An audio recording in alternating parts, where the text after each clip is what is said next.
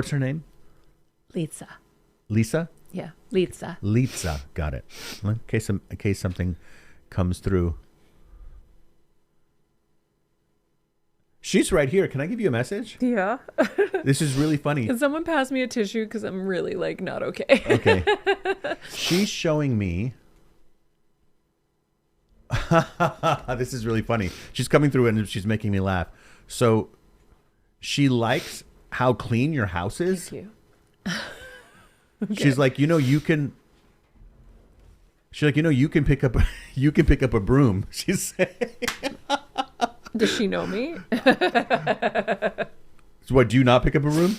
No. Oh, that's what she's like. But she's making a joke. She's like, you can pick up a broom. What is that? Is there a significance to the broom? I mean, we were janitors growing up. I don't know. What do you mean you were janitors growing up? My parents, we all cleaned nightclubs together. What? Mm-hmm. Yeah. So Are from you the joking time I could with me? hold a broom, we were cleaning right next to them.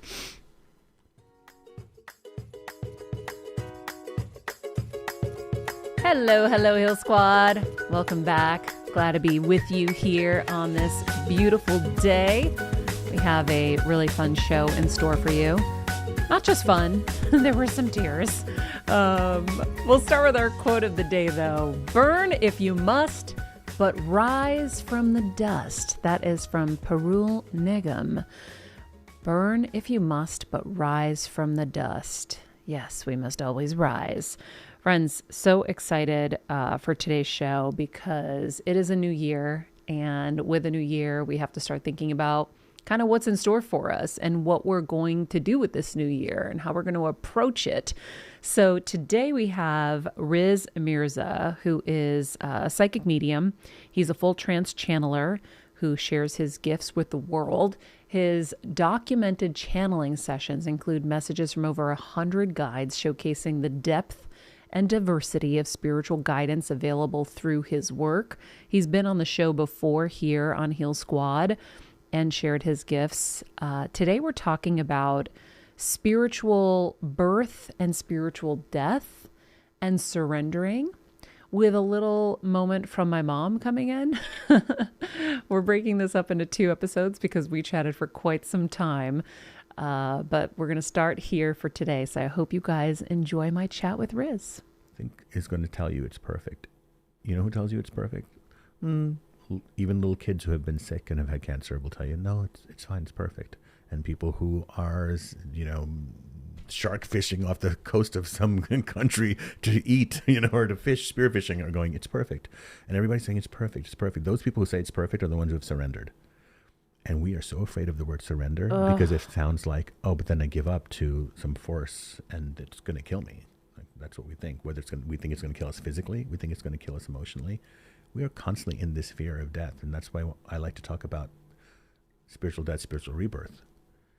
And I go, don't wait to physically die to be reborn. You're going to have to do it sometimes 10 times a day. How many times have you had to die to yourself and then come back in an hour? You've got to do it, right? Yeah. Okay. So, but fear is what drives us to control. So it's that horrible cycle. So how do you let go of the fear? Right? It's surrendering. When you say when you let go of fear, what you're saying is, how do I let go of resistance? Because I see. By the way, how much time do we have? But listen, friends, we were just chatting, and so, but I know we're recording, so we're going to go with it. This is us talking before the talk. Yeah. But let's keep the talk before the talk so everyone can so hear what we're talking about. Think about it this way. Exactly. So people have been saying, how do I get rid of sadness, fear, anger, depression, anxiety? How do I get rid of these negative emotions? So I say, let's go and be very flexible right now, and let's turn this whole thing on its head. And I want to throw something out at you that you might think sounds really wild. But how are we going to grow unless we go beyond our normal boundaries, our definitions, right? Okay, what if I told you that all those negative emotions that I just mentioned actually aren't emotions, and that there's only one emotion, okay, stay with me, that there's only one emotion in all of reality, and that is love. And that love is eternally flowing. It is what we surrender to when things go right. Correct? When things go right, we go, now I can exhale. Oh, so what do you mean by now you can exhale? Well, now I can breathe. Now I can surrender. Now I can relax. Everything is okay. All right. So everything is okay because it's exactly the way that you wanted it to be. And how long will that last? Until something happens that disturbs that flow again. Right, I feel back in flow. And if something now bad happens, I get bad news, that flow will be interrupted. Okay, so those interruptions to your natural flow, which is love, let's rewind a little bit. So when you surrender that everything is okay and you feel great, do you feel like yourself? Yes. Do you feel at peace in the world? Yes. Is peace what you believe in? Yes. Is feeling self-love and love for others what you believe in? Yes. Okay, so everything is all right. That's your, does it feel natural? Yes. So anything that interrupts that is unnatural. So pain, anxiety, frustration, anger, sadness, these things are actual interruptions to our flow, which is love. They are not actually emotions. Just try that on. And if you look at it this way, because all of our spiritual work is about how we're shifting our definitions. So if you look at it that these are not emotions, rather they are reactions to my natural flow, then I say, oh, well, why am I reacting that way? Why are you giving it the power that it is this powerful negative emotion that is overwhelming you and now will dictate everything that you do? So when you even said to me, well, fear dictates the control. Okay, yes, Maria, fear dictates this control over the flow. The faucet is on, and now I'm afraid, so I'm going to turn the faucet off. Okay, because you're afraid the water's going to run out? You afraid? How big is your love? I ask people this all the time. Like, how big is your love? And they'll always tell me, it's massive. My love is bigger than the universe. I go, so what are you afraid of? Damn. Don't forget that. So you're defining those negative emotions as reactions. Yeah. Rather than emotion. Because at first I was hearing you and I'm like, okay, but everyone teaches us that we're supposed to embrace all of the emotions and all of these sides, that we're not supposed to think of anger as a bad thing or frustration as a bad thing. Right. There is a technique to that, right? Because one can say that anger has more energy than sadness. If you're sad about, let's say, being not in the shape you want to be in, and you're sitting on the couch, well, and you're sad about it, that is going to prevent you from action. Sadness just makes you slump. Anger will make you go to the gym. Anger you can use as a fuel, okay? It's not a very good long-term fuel. My husband loves anger as a fuel. Well, listen, you can be angry at injustice. Yeah. Right? Because Kevin is this very fair, balanced guy. Yeah. And I would say, okay, but even Gandhi, when Gandhi was in South Africa and he saw what was going on there, he got angry first. Right? Martin Luther King, Malcolm X, they got angry first. But then their career wasn't built on anger. It was built on love. They had to surrender to, we're all one. It didn't continue with anger. Those who continue with anger, they usually burn themselves out. And all of us know people in our families who have taken it to the grave. They would rather be right than happy. Yeah. So I offer in my work, which is spiritual death/rebirth, as a shaman and as a medium, my life has been dedicated to helping people understand how they can have the most freedom. And the most freedom means that you have mastered your energy. What does that mean? That you've mastered the internal climate in you. Because some people all need that. Right? Oof. Because we all can smile our way through situations. Oh, it doesn't bother me, and I'm smiling and I'm chill and I've got a poker face. But inside, your cells are listening to that, right? Your beliefs about a situation. So what we're learning to do, and this year has been really interesting because all of these polarizing events are happening politically, socially, right? All the different issues that are coming up, whether it's young versus the older generation or not, you're still finding that there's this side, a third, and a fourth. And so we go, well, what do we do with all of this? Because each side is fighting for their side.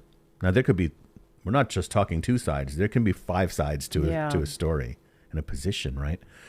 So we are battling each other. We are battling these feelings inside of ourselves. So what are we feeding ourselves on? What is our diet? Is your diet day to day a steady flow of love, inspiration, compassion? Or is it, I'm angry at certain things that I should be angry about, here's my list. Here's my evidence for all of those things. Everybody's got a very strong list. I know that you do have a strong list, but you're trying to find freedom and peace because you want to be here not just longer, but happier.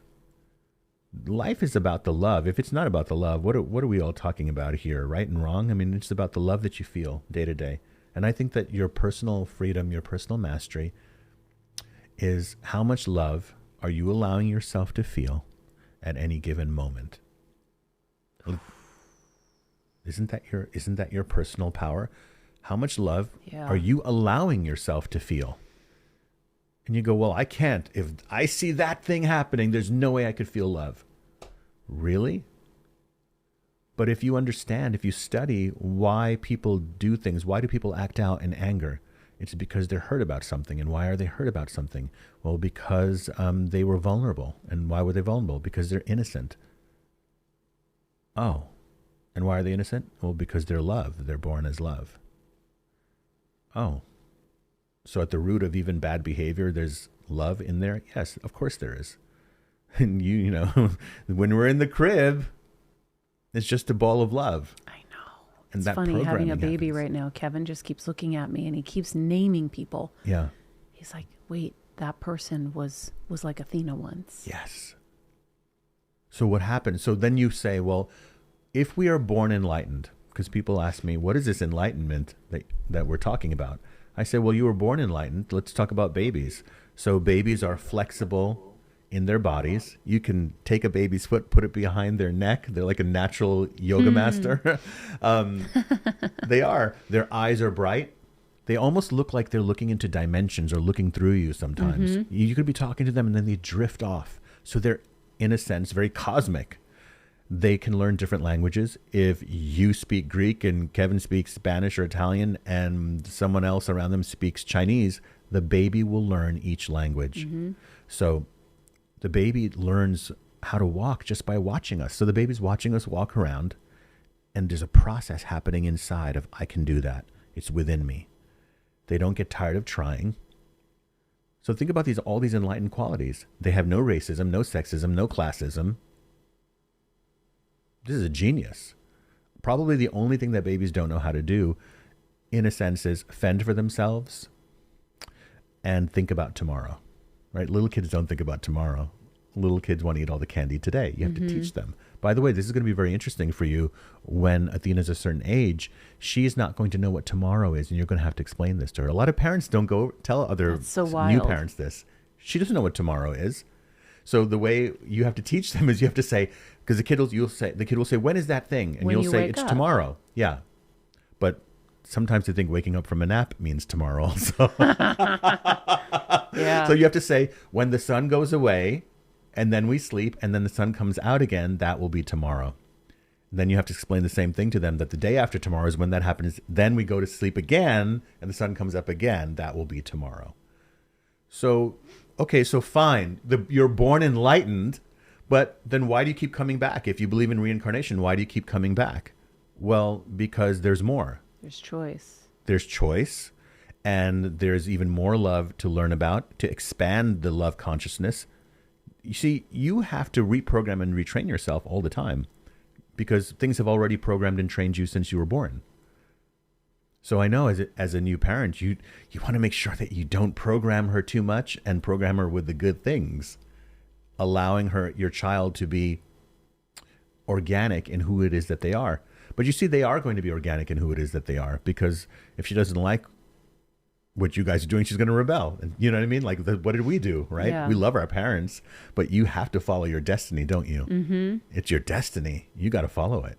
So as this child, now look, I'm not here just to talk about babies. I'm here to talk about rebirth. We can do it at our age. You've had to do it. So you know about this intrinsically. It's just that it's much more dramatic inside of you when there's something physical. Right? It's even more dramatic, but physicality gets your attention way quicker than emotions. 100%. Yeah. By the time it gets to your body, it's like, oh, I really have to surrender. So spiritual death and rebirth is something that I think that if it starts to become part of our common language, that we won't think it's a scary word like spiritual death. What do you mean? Spiritual death is basically when you feel like, here's some signs. Time seems to be going too slow or too fast. You are starting to lose a taste for things that you really liked before. And that could be food. Yeah. That's Kevin. Okay. That could be food. That could be doing certain activities. Mm-hmm. Notice that all of these things could also look like depression at first, but Yeah. bear with me. So you also, it almost looks like you don't care about taking care of yourself.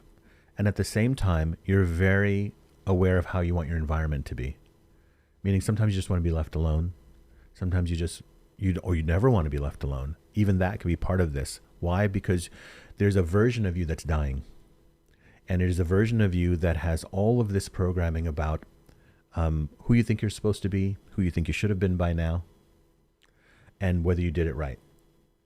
It happens at a certain age. It's starting to happen to people younger and younger. I mean, I've seen it with 20-year-olds now. And the reason is, as a psychic, I will tell you that I understand the journey of a soul. And the soul keeps coming back to grow, discover, and create. Why? I don't know. It seems to be the nature of who we are as beings. Grow, discover, and create. Yeah, because isn't this a school of creation? Well, you're going to create from the growing, right? You are a creation itself, right? Constantly happening. How much stuff is going on in our bodies right now that we are fundamentally unaware of, right? I'm not aware of what my spleen is doing right now. Most people don't even know where their spleen is. Mine doesn't exist anymore. Yours is somewhere. Mine's in the trash. Yeah, where is it? Somewhere in a mountain. UCLA, where dump they placed my spleen in. Maria is the only person who actually knows where her spleen is. I should have kept it. The average person doesn't know where their spleen is. It's a great point. They don't even know what their spleen does. They have no idea. That is just one organ in the body. Wouldn't you think, in an ideal world, yeah, that when we go to school, the first thing you learn about is your spleen. Is the vehicle that you're in. Yeah. And then we wonder why we're out of touch later. Well, we don't even know anything about. We just know eat because you get hungry and you have the basic bodily functions. But these main organs, we don't know how to take care of them. And we have so much knowledge out there in the world, and we don't make this part of the educational system. Yeah. What if part of the educational system was that you can grow your intuition, that you don't need to make it suspect? The reason why many people's intuition has become, I want to say, untrustworthy is because it was a muscle that never got developed. Little kids say very psychic things. Let me tell you, I've been around a lot, and they'll say something. They can read a person sometimes. I've seen it. And someone will say, is that kid psychic? I go, we're all psychic. It's just that some of us have the DNA to become professional psychics. Yeah. Right? So you have your John Edward, who's like a heavyweight champion, or you have a Riz Mirza, who's flexing something else. And it's just that we have a certain natural gift. Everyone has an ear. Musicians have a natural born ear. A singer has an ear. And then you develop that. So imagine if we were allowing people to, even kids, to have what I call a spiritual death. Now, man, we're going there with kids. Well, human beings, we build up an emotional energy where at the end of the day, we want to explode. So we need to go run around, or we need to go punch a bag, or we need to scream, or some of us zone out in front of the TV. So we are constantly working with energy. We live in a world of energy. And I will never get tired of saying it. I don't think you guys should ever get tired of hearing it, because this is an endless conversation. You're always working with energy. Are we mean by that? Are we talking about running around a track? No, what we're talking about is the energy of just sitting here and feeling your life force. And that's what meditation is about. It's simply slowing down the breathing. Yes, we have breathing classes now. The most natural thing. Needs to be taught. Needs to be taught. Yeah. But guess what? It does. It does need to be taught, because our breathing pattern, it kind of screws up over time due to our emotional reactions. And that brings me, we talked about creation, and now we're talking about reactions. Notice that those two words are spelled with the same letters. Yeah. You're doing the math right? Yeah. Okay, they're spelled with the same letters. So Either you're in the reaction of something, or now you have moved past it into the creation. Damn. That's how I see it. So we get stuck in the reaction, and therefore it becomes this endless cycle of nothing is going my way. Now back to spiritual death and rebirth. What if during these times you knew a part of you was dying off? During the times of where you... Oh, yeah, you didn't finish all the steps. Right, time's going too fast or too slow. You're not interested in the same food or the same activities, or perhaps even the same people. Yes. Yes, you wake up in the middle of the night staring at the ceiling. You're asking questions that you never thought you would answer. Part of you feels like life is done. Like, how much more is there left really to do? These kinds of things come up. Commonly, people started calling that existential angst or depression, right? Existential meaning you're questioning why you even exist. This is natural for the human being, for the soul, to reach this place. Why? Let's slow down for a second. Let's talk about this idea of more. I recently told people, a group of people that were here for my class, I had said, everyone wants more. It doesn't matter where you go in this world, everyone will want more. And I said, even when you want less, it's because you want more. Even when you give away everything, it's because you want less of this and more of something else. Yep. And someone had raised their hand and said, well, I don't really want more or less of anything. I'm really fine the way that I am. I said, would you like to experience that tomorrow? That's more. And then she said, well, I could die tonight and I'm fine with that. I'm like, right, even that would be more, because you have an idea about what that even means to you to die. She goes, yeah, I do think that we go on. I go, well, there's more. More simply means we are creation in and of itself. So you're never going to want less. You will always want more, even when it's less. And what this means and what it proves to you is that you are constantly not only studying energy, you are energy, you are an intelligence. This kind of ties into, earlier we were talking about what I see for like what will happen in the new year. Oftentimes as a psychic, people ask me, what do you see for the new year? This has been the last 2 years, ever since COVID, it's been very interesting, because for many years before that, most of my predictions were about, and they still are, about very specific things in different fields of life. Some people say, what's happening in medicine? What's happening in performance or technology? And I've always had predictions about that. And I still do, and I want to share some of those with you. But more than ever, what I've been seeing in the last 4 years since COVID, which was a very big spiritual death for all of us, we were going very fast, guys. We were going a mile a minute up until 2020. And on a lot of my classes, I was telling everyone to slow down. I said, remember what we said earlier about before all the signs come? The signs come to you, and then if you don't hear them, it'll come physically. Yep. So yeah, mine. You're describing how I was before the brain tumor. I was feeling all of those things, and then God had to throw the brick because I wasn't going to stop. That's because right. Who teaches you to stop your life? No one. No one teaches you can hard stop and say, yeah, this isn't working anymore. Let me switch some things up, or let me take a break. Look how you're raised. You will. Oh, I want to share something with you. You ready for this? So I put this up on my Instagram, and it was that we sleep for 26 years in our lifetime. It's a total of 26 years straight. Those are our bedtime hours? Yes. If you add them all together, it will lead to 26 years. Google it, guys. So 26 years for sleeping. Okay. Okay. So you sleep now. Do the math. You will wake up in whatever 26 years from now. 20, 50, 48, I don't know, whatever. Okay. You also eat for 3.5 years. That's it? Yeah. I know. I was surprised. But that's think about crazy. It. Meals are only like an hour, right? Okay. So you add those 3 hours a day. But that's like 3 hours a day. How many people are getting 8 hours of sleep or 9 hours of sleep, right? What's the 26 years based on? I was like 7 hours, like 7 hours. Okay. So yeah, I researched it well. So 3.5 years just eating. So imagine eating a meal, and for 3.5, you don't stop till 2027. That sounds good to me. Exactly. She's making her plans. Okay. Yeah. We laugh only for, it was like 2 months. What? Yes. Oh my God. Was that truth yawn? What? Yeah, That's crazy. Yeah. That's depressing. We only laugh for like 2 weeks. I watch South Park a lot, so I laugh a lot. I watch South Park also. It's a brilliant show. It's so inappropriately perfect. There has to be something out there. I want to talk about South Park for a second. It's funny because I love what John Edwards says because they gave a whole episode to trashing John. And I love really? John. Have I missed it? I may have missed yeah. it. Oh, he talks about it. Does he? He talks about it. And he wrote about it in one of his books. And John's from New York. I'm from New York also originally. He's from, I think, Long Island. Mm-hmm. I'm from the Bronx. Anyway, and he totally took it in stride because he was like, I made it. I got immortalized. Yeah. Of course. You look, when it comes to mediumship. Yeah, they took Kim K down. They've done episodes only on the biggest people. Of course they do. And what I wanted to say about that was, what's your reaction to it? We can't even deal with somebody makes fun of us like in a social setting. Yeah. Forget about for people like yourself who are in the public eye and people who are constantly having to be put out there. You have to develop this Teflon skin because we live in a society which is all about comments now. Comments. Everybody's got something to say.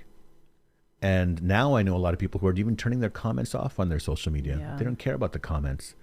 And they're like, you know what? Like the picture or don't like the picture. And move on. Because what this is showing us is that, one of the oldest teachings was, don't judge, right? Don't judge because you don't know what it's like to be that other person. So this last year, what I've been seeing is this building up of how much can people take another person down. It is just this insult, slinging insults at each other, trying to take another person down. And what's happening in the younger generation, right? And we have 2 teenagers, and they are constantly talking to us about, it's totally not cool to say something about how a person looks. It's totally not cool to say something about a person's choices. This is where Gen Z is going. And then we have another generation coming up. What's your daughter's generation going to say about all this? Mm-hmm. Right? Because they're going to say this is unacceptable, this kind of behavior. So the world is changing. And it's just that those things are being cleared up right now because while some people are fighting for what is their generational stuff, right? Generations were always fighting, right? I'm Gen X and it's like... back in my day. Yeah, the moment you find out. But we can't throw away the old just for the new. There is a way of... Harmony, right? So now let's go back. Which we have zero of right now. Well... we have no harmony, Riz. we do. I do believe there's more that is going right than going wrong. We do have, planes are landing. Yes. Right? Traffic lights are working. It's not like you're walking down the street and bombs are going off, at least not in this country. And that seems to be working. Even though crime is on the rise, even in places, even in LA, it's been on the rise. Weird things are happening. But you go, well, at what point do you just really stop freaking out? Because either you go numb. Yes. Or you keep saying you go numb. Or you just say, it's too crazy out there. I need to move and go somewhere else. Wherever it is that you are. Yeah. I've heard people say in every city they told this. I have friends everywhere and they say, it's getting bad here. I go, where are you going to go? That's the thing. That's where I've been for 3 years. Yeah. We got to get out of here. Sure. And then at first I was like, wait, everyone's leaving. Just let the dust settle. Mm-hmm. Let's just see what happens. Mm-hmm. And then I got sick. Let's get out of here. And then I'm like, well, where are we going to go? Everywhere is bad. If you look at it that way, like really everything everywhere has its problems when you go back to where one. I've known people who have been in the most safe environments that are no longer with us. And I've known people that were in the most dangerous environments and are doing fine, who grew up in the most dangerous environments and nothing ever happened to them. There's one right here. I grew up in the 70s in Harlem and in the Bronx. The buildings were on fire next door. And I'm here. Mm-hmm. By the grace of the universe, the grace of source, God, whatever word you want to say, by grace itself. But how do you explain that, right? Because you say, well, are we just going to go in the world of black and white, death, taxes, mortgages, illnesses, and school shootings and politics? Good luck. Go enjoy. Go down the rabbit hole. No, the rabbit hole's so dark. Well, it's a spiral. Spirals don't end. Yeah. There's no end to a spiral. Yeah. Right? It keeps going. You ever see those trinkets in gift shops that are hanging from the ceiling? Yeah. And they're turning around and you're mesmerized by the spiral.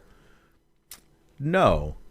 What you are seeing in terms of all over the internet now, you're seeing a lot of teachers and a lot of speakers coming out who are speaking in different language about you are responsible for how you feel, and that the only thing you can control is this environment inside of yourself. Clearly, you can't control the outside environment. Mm-hmm. You can build walls in a house. You can try to find a safe neighborhood. But you know how many safe neighborhoods are broken into? That's the first target, are safe neighborhoods. Yeah, I know. Guards if you're are a criminal, you're going to want to break into a dangerous neighborhood. They're going to come out strapped and shoot you. Yeah, that's true. So let's be real, right?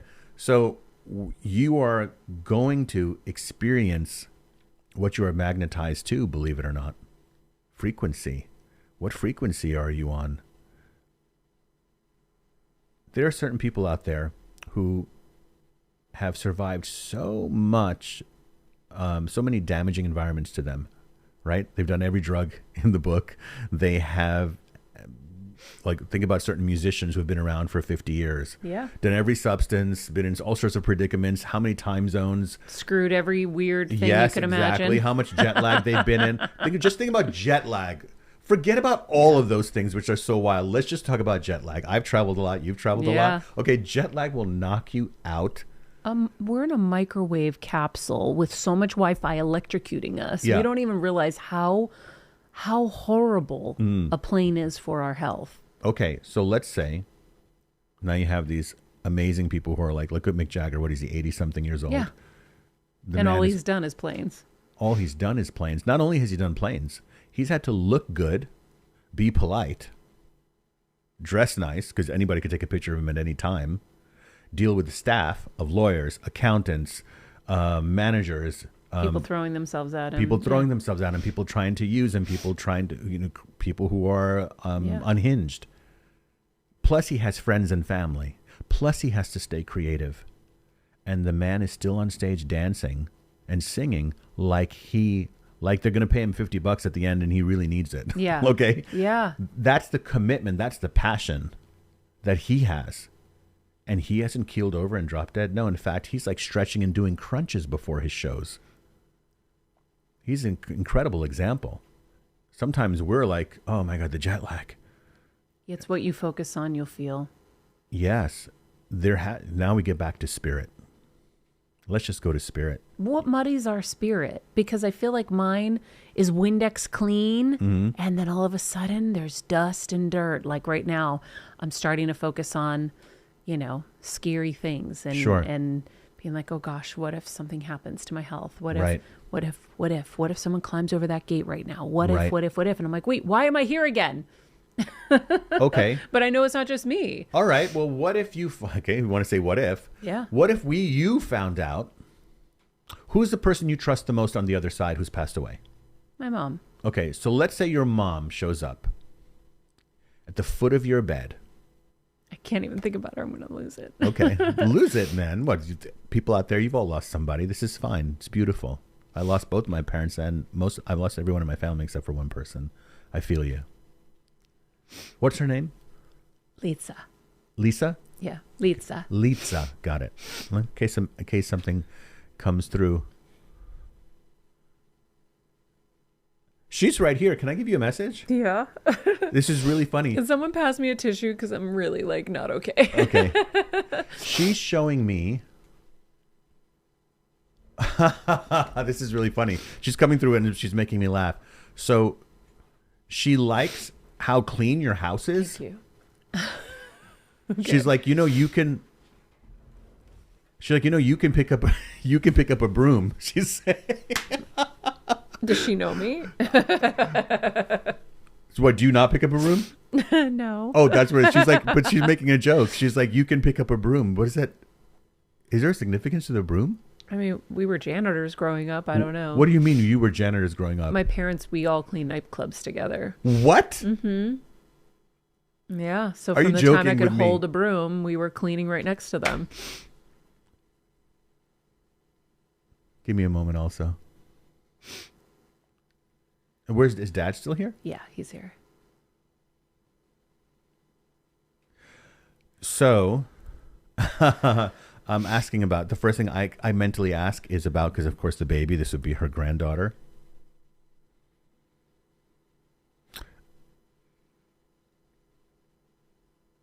Okay. I don't know if there's some connection to fruitcake or something, but she's showing me it's not like a normal cake. It's like, those cake that has big chunks of fruit in it? Uh-huh. Like she's putting that out for me right now and she's slicing into it. It's like she wants to feed this kid. Like you're like afraid to feed this kid sugar at some point. Oh, she's never getting sugar. Okay, that's what it is. She's like, you can give her a little bit of fruitcake. Your mom is still being mom. This is not going to harm her. She wants you to know that if you stay with, it's literally like those kind that came in a box? Yeah. Yeah. I don't know if you've ever had one of those, but she's like showing that to me as a symbol. And she's like, she's going to teach you along the way to not hyper control what she eats, that a little bit will be okay. It's not going to hurt her or kill her. When the time is right, you will know because your mom will tell you. Okay? And it's funny because pink is traditionally a girl's color, but your mom is surrounding her with blue, like light blue. She's like, she's going to be like the old saying, like a man's girl, like she can hang with the boys. Your daughter's going to be like that. And she's here to show you, almost like with your daughter, she's almost like she's mothering you. Your daughter is mothering you too. It's not just you mothering her. And it's okay for you to feel that. Like when you hold her, it's okay for you to feel like the mom love that you're feeling. It's not just because you're the mom. It's also that mothering energy through all the generations is coming through this child and coming at you through her as well. And you can receive that. Yeah. You need that. I heard she was going to be my mom from another life. Someone told me that. That's amazing. So here we go. So it feels like that's it. Also, want to say one thing is she's showing me seashells right now. Your mom, like conch, is that what they're called? Like conch shells or something? Do you have any in your house? No, I don't think so. It's the kind that those tribal people used to blow in and make that sound. And it's like she wants to gift you like this one with all this iridescent and opalescent stuff on it. It would make a beautiful thing. This is a symbol of. This is the way I'm going to put it. The way it's being translated to me. Inside that small shell is an entire ocean. When you put it to your ear, you ever put those to your ear? And she's like, she speaks to you from beyond in this beautiful way. All those colors of like opalescence is what she's around for. I'm still kind of really freaked out about this janitor thing that you're telling me. Why? Well, number one, I don't know that. Yeah, because I don't know I was laughing because she was saying, pick up a broom. Yeah. And I didn't know what that was about. Maybe you're super into brooms, but she's poking fun at you. She does not want you to be upset or be afraid. She's very hardy, actually. Like she's like this. Oh, yeah. Yeah. My mom is tough. Was she? Okay, yeah. Thank you. I was going somewhere else with this before your mom jumped in. What were we talking about? I don't remember now, but I think it's funny you mentioned the blue because I've unintentionally not dressed Athena very girly. Oh. She's been in like neutrals or blues. Oh, really? Funny enough. It just has happened naturally. Well, your mom likes it. Yeah. Totally likes it. By the way, is there any name that's like Ely or Ellie connected to this family? Yeah, Ellie. And Ellie's also like Elena. There's a lot of Elaines and in the family. Yeah. But who's crossed over? My mom's aunt was an Eleni. There you go. Thank you. That's who's with her right now. So double mom energy coming at you. Did you know your aunt? I met her once. Okay. Well, she's there now. And that's your mom is having girl time. So it's very, very good. By the way, I have to tell you, I don't know what your dad looks like, but she's showing me her hand going over your dad's head like this and then like grabbing his ear. I don't know if she ever did that to him or whatever, but she's grabbing onto his ear. Would you tell him that for me? I will. I would love to hear also if he knows what that reference is to. Yeah. Okay. Well, I also think the sugar cake was for me too, because I've been starving myself of sugar and I think I was hurting my body by not having any sugar. Yeah. And so I feel like that was a little bit for me too. Yeah. She wants to give you something. Like if she was here and she wanted to say, oh, my sweet daughters and granddaughter, have a little piece of cake, like a mom. it would hurt her that you weren't having it. She's Yeah. not telling you to eat, a tub of ice cream. She's just have a bite of one piece of cake. It's not Yeah. going to kill you, okay? You've been through a lot worse than sugar, okay? Yeah, it was funny. I was having a moment recently and Gabby Bernstein jumped in and she's like, you have to surrender. You're focusing so much on your health and you're trying to do everything. She's like, you've got to just let go. And I did. And I started feeling better too, which was good. Okay, so now I got it. I remember what we were doing. Because you said, what if something happens to me? What if somebody climbs over the gate? Yeah, what the if what somebody ifs, does this? the Okay, what so ready ifs. for this? So your mom comes. I said, who on the other side? So your mom comes. Oh, sorry. Isn't that something? Your mom is giving us that signal. I know. I don't even have an alarm set for this time. Why is there an alarm going off? That's how it weird. works. Okay, well, there we go. That is how it works. They do affect the electronics. Okay, so what if the person that you trust the most shows up at the foot of your bed and there's a light around her and she says, Maria, my daughter, hello, don't freak out. I'm just here to give you a message.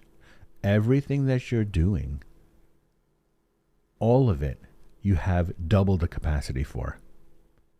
It's been your path to come here and experience all of this. You're here trying to hold this up. Your wings are twice the size, actually, and you're acting like you're at your capacity here. They're much, much, much bigger than you think. And all of this was part of your divine plan. Your divine plan meant you came here to experience it because you came here for a different kind of mastery, a different kind of surrender to love, a different kind of heart-bursting, gushing, broken open experience that only you were supposed to experience, period. And stop thinking that you're small or that this thing is happening to you. Maybe you came here for a much, much, much bigger purpose, and stick to that and come into that understanding of yourself and stop with this, I'm just trying to survive, because that's not getting you anywhere. You're going to make all the right moves for whatever you need to navigate through with your health and decisions you're making anyway. You're still going to do that. So what if you're much, much bigger? And then she fades out into the light. And she's, I'll see you later when it's time. Now you have to experience your day from that place. No one needs to change. No one needs to do anything differently. No one needs to apologize. You don't need to forgive anyone. You don't need to ask for forgiveness. You don't need to do anything for anyone to make you feel better anymore. There's no more emotional weight from all the years, all the conversations, all the things you've experienced as a person in the public eye. None of that matters anymore. And you're even here for more than that. So now you're no longer coming from a capacity. People ask me all the time, how do you do all the different things? I see so many people. I do deep one-on-one work with people for all of these years, in the bone marrow of people. I'm in there with them. And on top of that, having a marriage, having a family, and the kids, and my own self. I go, how do you stay energized? I'm 54. And they go, how do you do it? And I say, I'm not coming from I'm not in the ring fighting and then I go in the corner when they ring the bell and they dump water on my head. I'm always coming from everything I'm doing is giving me energy. So even when I'm at the gym, if I'm curling a bar, I'm not going, I'm expending energy. I'm like lifting energy into me. Ooh. What a way to look at things. What's the alternative? What a change. Yeah, what a change. So here's where I come from, and here's what I want you guys to experiment with. And it'll take time, but try this a couple of times a day.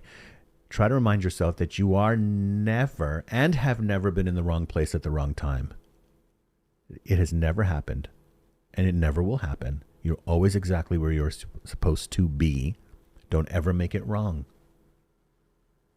Now, this doesn't mean that you're just never going to grow or change or try to do something new. It doesn't mean that. You still will. That's a given. Because remember, you're a creative being. You'll always want more, so you'll always be doing things. What I'm talking about is so that you're no longer trying to change the past, because people will tell you can't change the past. And I go, I can. How? How can you change the past? Oh, well, I talk about it differently. Oh, come on, Riz. How many times are you going to do this to me today? All right, everybody, don't forget to come back for part 2 tomorrow, where we talk about what we have to look forward to this year. And I say look forward because I feel like sometimes we can focus on maybe some of the negative things that might be coming up, but Riz has a lot of really positive things coming up, and I can't wait for you to hear it. So tune in tomorrow for part 2 of my chat with Riz. In the meantime, be nice people, make good choices, and be present. This podcast and all related content published or distributed by or on behalf of Maria Menounos or mariamenounos.com is for informational purposes only and may include information that is general in nature and that is not specific to you.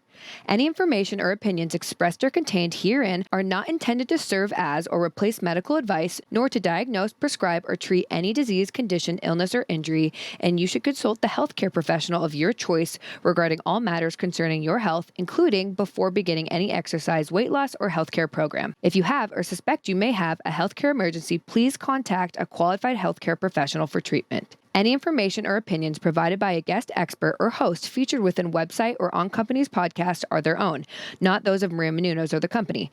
Accordingly, Maria Menounos and the company cannot be responsible for any results or consequences or actions you may take based on information or opinions.